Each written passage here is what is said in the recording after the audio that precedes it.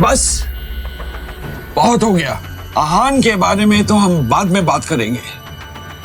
जरूरी ये है कि हम इस बात का पता चलाए कि आखिर तुम दोनों में से झूठ कौन बोल रहा है हमसे। शनाया, क्या तुम्हारे पास कोई ऐसा सबूत है जो ये साबित कर सके कि शौर्य ने विकी नाम के गुंडे के पास जाने के लिए मजबूर किया?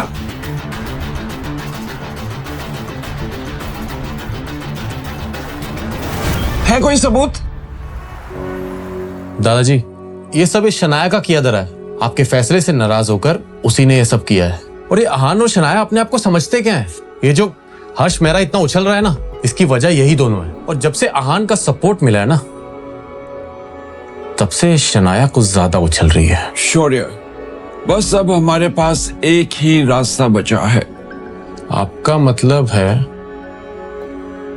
कि शनाया को... वैसे आप विकी के अड्डे पर पहुंचे कैसे? आप वहां क्या कर रहे थे? शनाया ने आहान से सवाल करते हुए कहा। जैसे ही आहान ने अपनी वाइफ की ये बात सुनी, वो दंग रह गया। आहान ने इस बारे में तो सोचा ही नहीं था। वो विकी के अड्डे के पास ही प्लाजा बार है ना, वहां मेरे कलीग की एक शादी होने वाली है, तो पार्टी वहीं देने के लिए कहा था, तो वहीं जा रहा था। और शौर्य को अंदर से आते हुए देखा तो मुझे शक हो गया। ओके,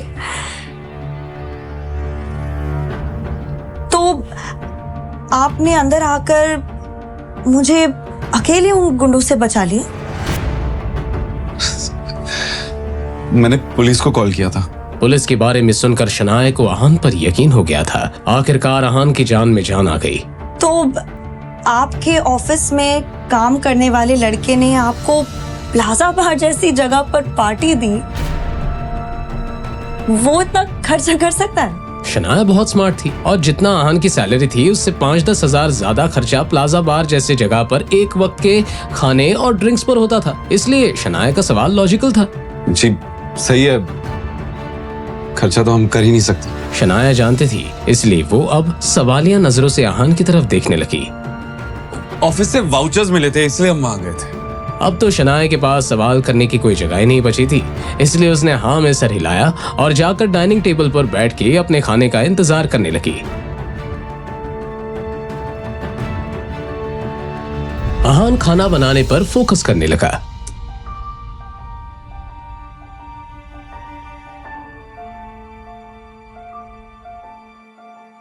चानी निकाल दी थी। थोड़ी ही देर में खाना बन गया। आहान ने शनाया के प्लेट में खाना सर्व किया।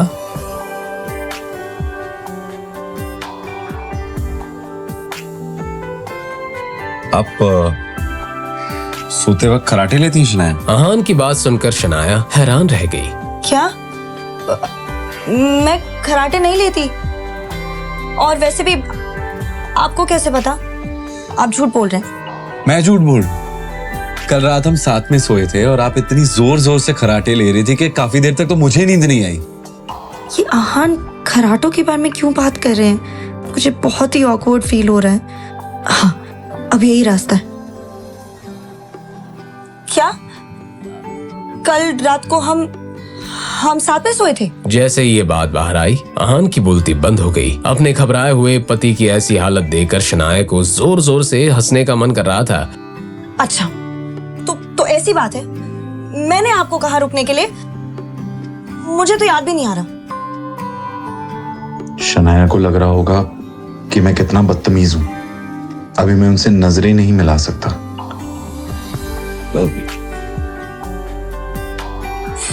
वो मैं हलवा बनाना भूल गया। मीठे के बिना तो खाना अच्छा भी नहीं लगेगा। आप आराम से खाइए, मैं अभी हलवा लेकर आता हूं। अपनी बात कहने के बाद आहान तुरंत किचन की तरफ चला गया। उसे ऐसे जाते हुए देखकर शनाया की हंसी छूट गई। खिलखिलाकर हंसने के बाद शनाया ने अपने आप से ही कहा, ये आहान भी ना, इन्हें चिढ़ाने में एक अलग ही मजा आता है।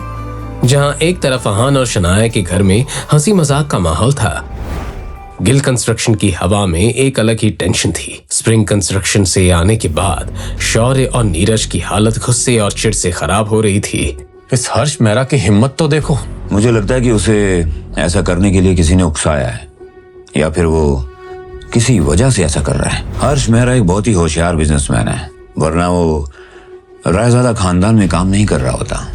पता नहीं वो हमारे साथ ऐसा क्यों कर रहा है। अगर ऐसी बात है तो हमें कानून की मदद लेनी चाहिए। हमारे पास उसके साइन किए हुए कॉन्ट्रैक्ट हैं। एक दो नोटिस जाएंगे ना तो अकल टिकाने आ जाएगी। बेवकूफों वाली बात मत करो शौर्या। क्या तुम सच में रायजादा खानदान के खिलाफ जाना चाहते हो? एक प्यादे के लिए राजा से दुश्मनी लेना अकलमंदी होगी। अपने पापा की कही ये बात सुनकर शौर्य का सारा गुस्सा धरा का धरा रह गया। तो फिर अब हम क्या करें पापा? पता नहीं, पापा ऑफिस में आ गए होंगे। चलो उन्हीं से चल के पूछते हैं। अब दादाजी बता सकते हैं कि इस मुसीबत से कैसे रास्ता निकाला जाए। दादाजी, ये सब इस शनाया का किया धरा है। आपके फैसले से नाराज होकर उसी ने ये सब किया है। और ये अहान और शनाया अपने आप को समझते क्या है? ये जो हर्ष मेहरा इतना उछल रहा है ना, इसकी वजह यही दोनों है। और जब से अहान का सपोर्ट मिला है ना, तब से शनाया कुछ ज्यादा उछल रही है। शनाया ऐसा नहीं कर सकती। जाओ, जाकर शनाया से माफी मांगो, उसे मनाओ। जो भी हो, कल शनाया को कंपनी में वापस लौटना ही होगा। लेकिन दादाजी, मैं कोशिश करता हूं। कोशिश नहीं, काम पूरा करके आओ। कल शनाया को हर हालत में ऑफिस आना ही पड़ेगा। शौर्य ने इस बात पर दांत पीस कर हामी भर दी। जी। करीब करीब आधे घंटे बाद शनाया का फोन बजा, मगर जब उसने कॉलर आईडी पर शौर्य का नाम देखा तो उसने तुरंत कॉल काट दिया। तो उसने कोई चारा न होने के मारे एक बार फिर से शनाया को कॉल किया। इस बार शनाया फिर से कॉल काटना चाहती थी, लेकिन अहान ने फोन उठा लिया।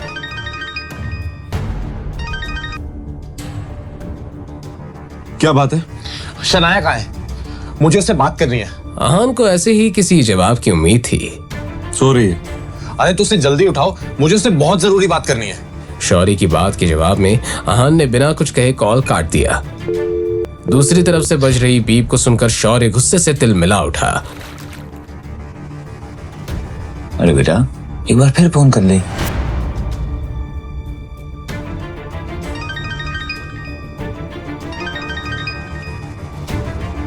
अहान, मेरा दिमाग खराब मत करो। कहो तुम्हें क्या कहना है, मेरे पास वक्त नहीं है। शनाया से कहो अगर वो मेरी बात मान ले और अपना दिमाग ना चलाए तो मैं उसे इस कंपनी में वापस आने का मौका दे सकता हूँ। शौर्य ने अपनी बात इस अंदाज में कही थी मानो कि कोई चैरिटी कर रहा था। अहान खुद इस पूरे गेम का मास्टरमाइंड था। और अगर वो मना कर दे तो? शौर्य को लगा जैसे अहान उसकी बातों में आ रहा था। अगर वो मना करेगी तो वो कभी भी गिल कंस्ट्रक्शन में वापस नहीं आ पाएगी। इस बार अहान को अपना गुस्सा रोकना मुश्किल हो रहा था। उसने शौर्य से कुछ कहे बिना ही कॉल काट दिया। अहान, ये क्या किया आपने?